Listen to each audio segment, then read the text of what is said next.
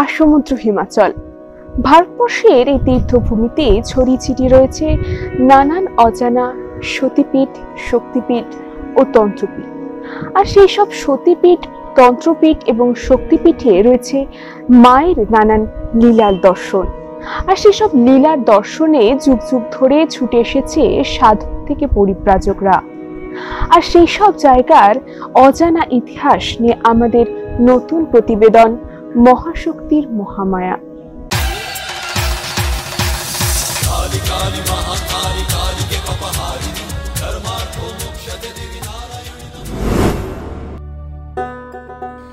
বীরভূমে সতীপীঠ দর্শন করতে করতে আমরা রওনা দিয়েছি পশ্চিম বর্ধমান জেলার কেতুগ্রামে।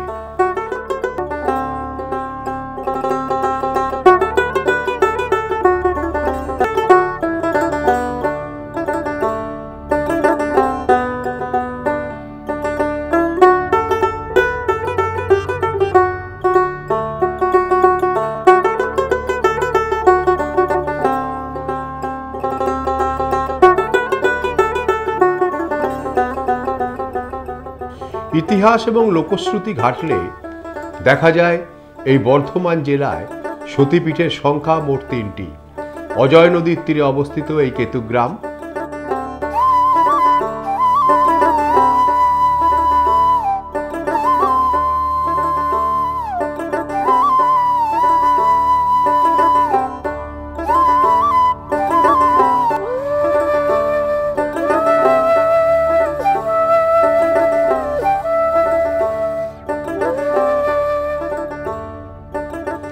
পৌরাণিক কাহিনী অনুসারে মাতা সতী নিজের বাপের বাড়িতে বাবার কাছে স্বামীর অপমান সহ্য করতে না পেরে সেখানেই যজ্ঞ কুণ্ডে দেহত্যাগ করেছিলেন।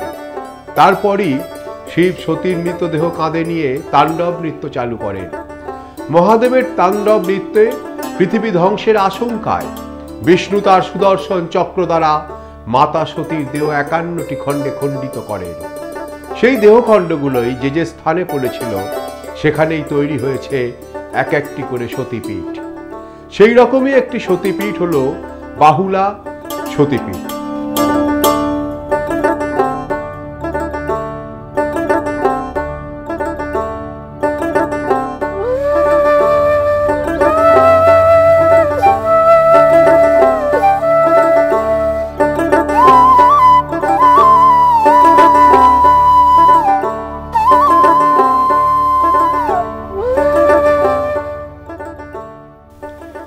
বীরভূমের পর আমরা ঘুরতে ঘুরতে চলে এসেছি বর্ধমানে।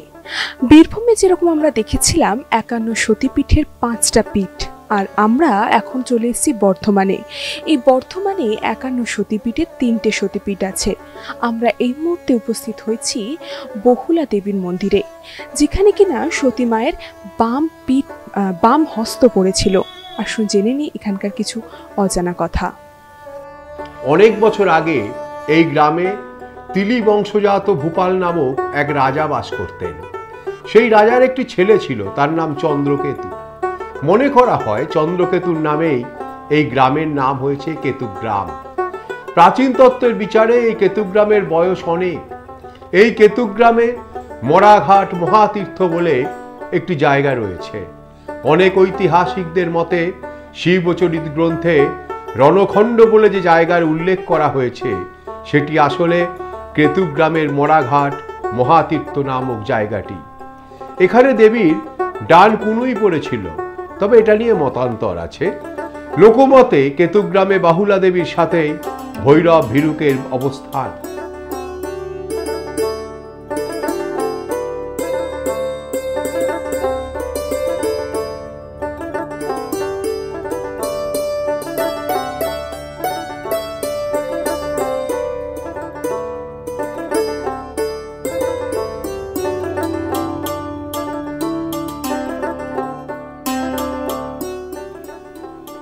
গ্রামে মায়ের যে মন্দির আছে সেটিকে নতুনভাবে সংস্কার করা হয়েছে। মন্দিরে দেবীর মূর্তিটিকে একটি কালো পাথরের উপর স্থাপন করা হয়েছে।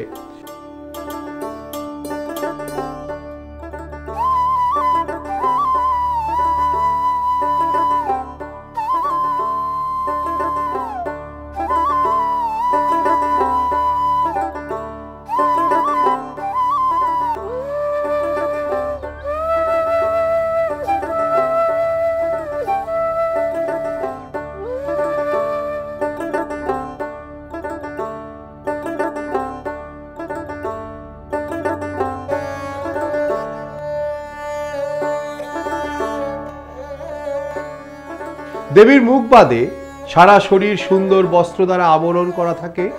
মায়ের মূর্তির 4টি হাত।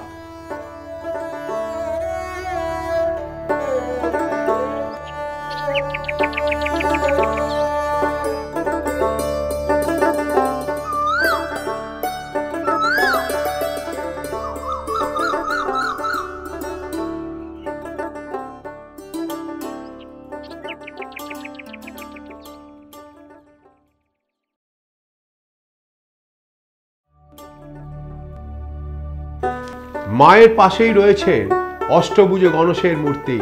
গণেশের এই মূর্তিটি অনেক পুরানো।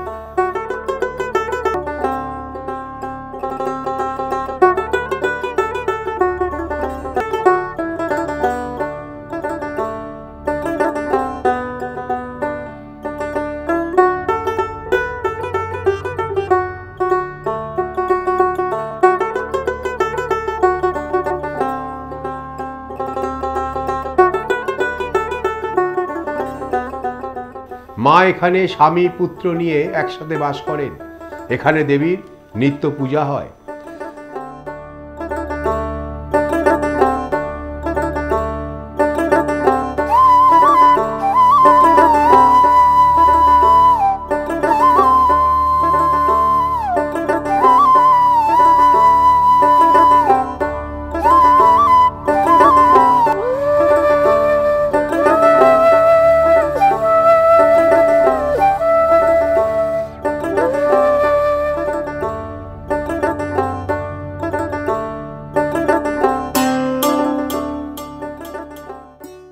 এখানে আমাদের ভারতবর্ষ তথা বিশ্বের আরও কয়েকটি দেশে সতীর 51 পীঠ পড়েছে।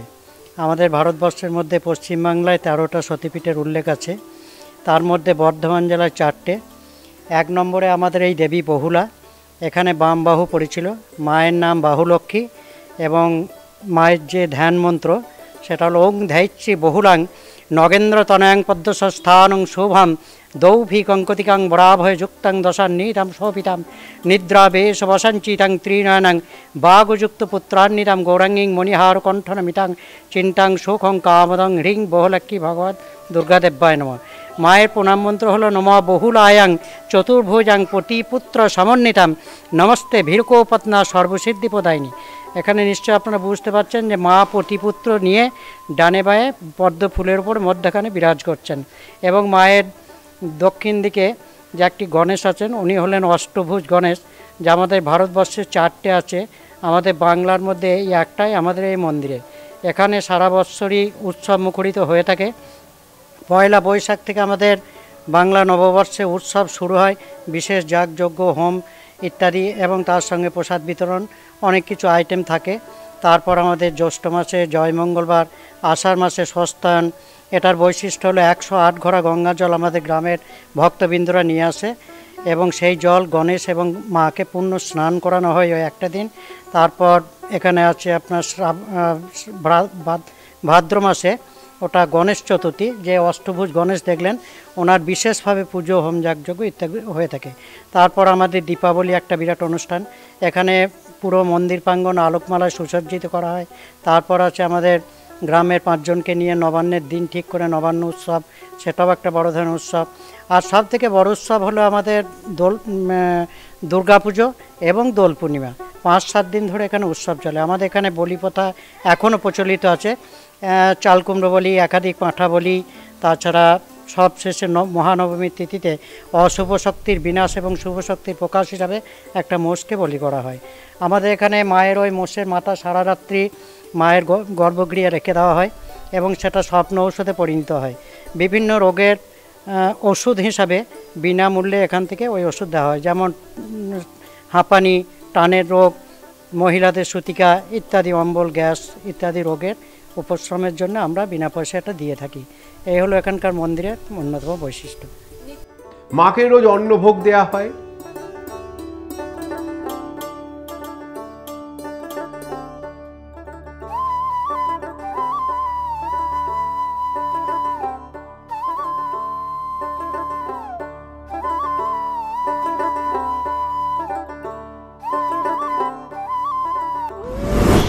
এখন সময় একটা ছোট্ট বিজ্ঞাপন বিরতির।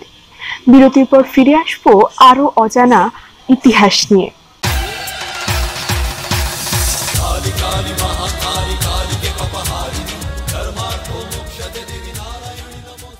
জ্যোতিষ, বুটিক, রূপসজ্জা সহ যে কোনো লাইভ বা রেকর্ডিং অনুষ্ঠানের জন্য আজই যোগাযোগ করুন 9748532498 এই নাম্বারে। তন্ত্রপীঠ থেকে শক্তিপীঠ, মায়ের পীঠস্থান থেকে 51, বাংলার মায়ের বিভিন্ন স্থানের অজানা ইতিহাস নিয়ে বেঙ্গল টিভির বিশেষ প্রতিবেদন মহাশক্তি মহামায়ার কথা।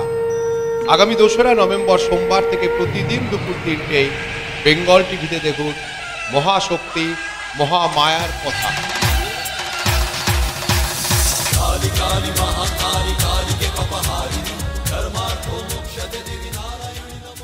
স্বাস্থ্যই সম্পদ। আপনার স্বাস্থ্য সুস্থ রাখার সঠিক ঠিকানা রেডিয়েন্ট হেলথ কেয়ার। আধুনিক প্যাথোলজি, আধুনিক মানে ইউজি, ডিজিটাল এক্স-রে অভিজ্ঞ চিকিৎসক মণ্ডলী সুপরামর্শ নিতে যোগাযোগ করুন ডক্টর BN বোস হাসপাতালের পাশে 9874418687। সাংবাদিকতা ও অ্যাঙ্কারিং করতে আগ্রহীরা হাতে কলমে শিক্ষা নিতে আজই যোগাযোগ করুন বেঙ্গল টিভির অফিসে। আমাদের ফোন নাম্বার 9830782600। জ্যোতিষ, বুটিক, রূপসজ্জা সহ যে কোনো লাইভ বা রেকর্ডিং অনুষ্ঠানের জন্য আজই যোগাযোগ করুন 9748532498 এই নাম্বারে। তন্ত্রপীঠ থেকে শক্তিপীঠ, মায়ের পীঠস্থান থেকে 51, বাংলার মায়ের বিভিন্ন স্থানের অজানা ইতিহাস নিয়ে বেঙ্গল টিভির বিশেষ প্রতিবেদন মহাশক্তি মহামায়ার কথা। আগামী 2রা নভেম্বর সোমবার থেকে প্রতিদিন দুপুর 3টেয় বেঙ্গল টিভিতে দেখুন মহাশক্তি মহামায়ার কথা।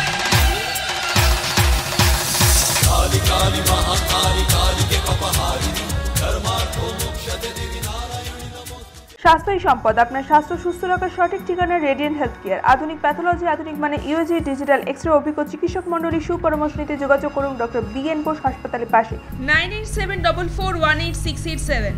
সাংবাদিকতা ও অ্যাঙ্কারিং করতে আগ্রহীরা হাতে কলমে শিক্ষা নিতে আজই যোগাযোগ করুন বেঙ্গল টিভির অফিসে। আমাদের ফোন নাম্বার 9830782600।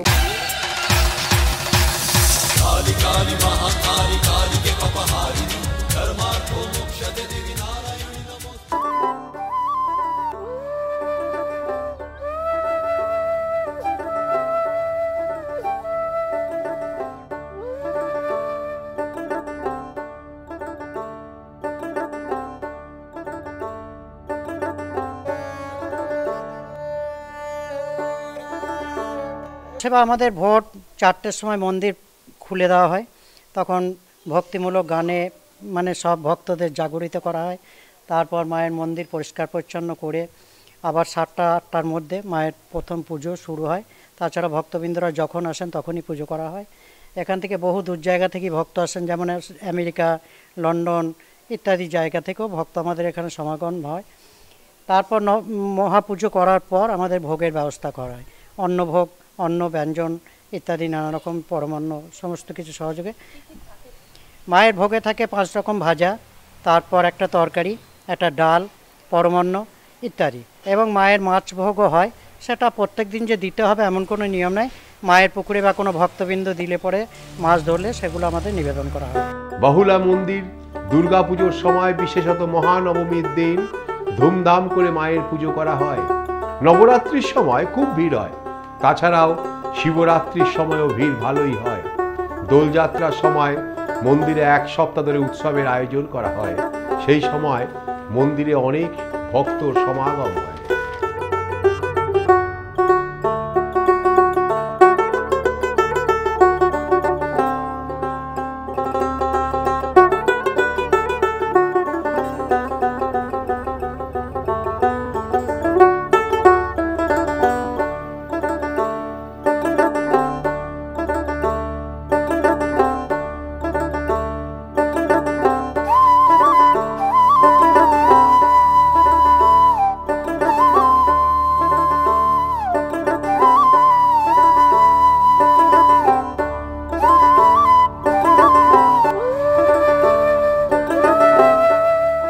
জাঁকজমকপূর্ণ না হলেও এই সতীপীঠ কিন্তু বর্ধমানের অন্যতম সতীপীঠের একটি পীঠ।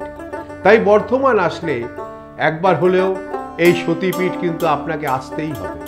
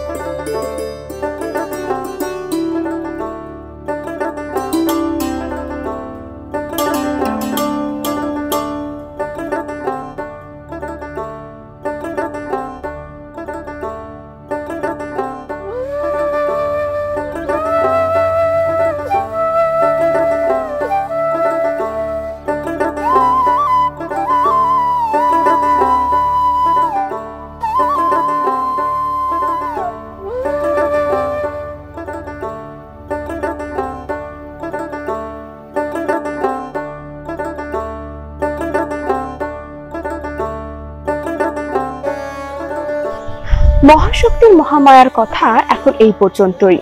মহাশক্তির মহামায়া দেখুন রোজ দুপুর 3টে। আর অবশ্যই জানাতে ভুলবেন না আমাদের এই মহাশক্তির মহামায়ার নতুন অনুষ্ঠান আপনাদের কেমন লাগছে। আর আপনাদের উৎসাহই আমাদের কিন্তু অনুপ্রেরণা। ততক্ষণ ভালো থাকুন, সুস্থ থাকুন। নমস্কার।